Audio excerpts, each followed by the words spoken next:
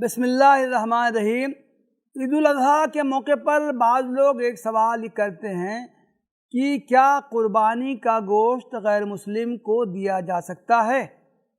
قربانی کے گوشت کے سلسلے میں حکم یہ ہے کہ اسے آدمی خود بھی کھا سکتا ہے اور دوسروں کو بھی دے سکتا ہے۔ اللہ کے رسول صلی اللہ علیہ وسلم نے فرمایا ہے، کلو وادخروا وتصدقوا۔ صحیح مسلم کی حدیث ہے، قربانی کا گوشت خود بھی کھاؤ، ذخیرہ کرو اور صدقہ کرو۔ دوسری روایت کے الفاظ یہ ہیں، کلو واطعموا واحبسوا۔ یہ بھی صحیح مسلم میں آئی ہے حدیث کہ قربانی کا گوشت کھاؤ، دوسروں کو کھلاؤ اور آئندہ کے لیے روک لو۔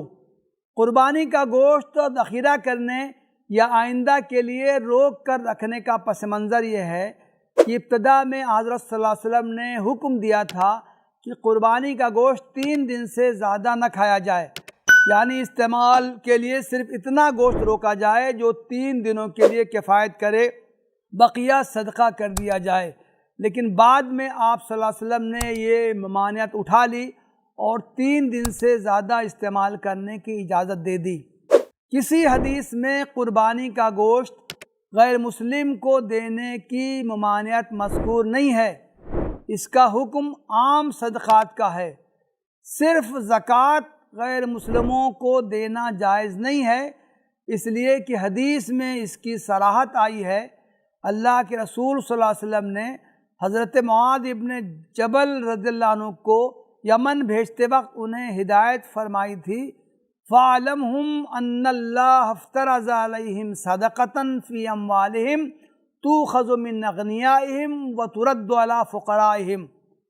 یہ حدیث بخاری و مسلم میں آئی ہے کہ اگر وہاں کے لوگ کلمہ شہادت اور 5 وقتہ نمازوں کا اقرار کر لیں تو انہیں بتاؤ کہ اللہ نے ان کے اموال میں صدقہ یعنی زکوٰۃ فرض کیا ہے، جو ان کے مالداروں سے لیا جاتا ہے اور ان کے غریبوں کی طرف لوٹا دیا جاتا ہے۔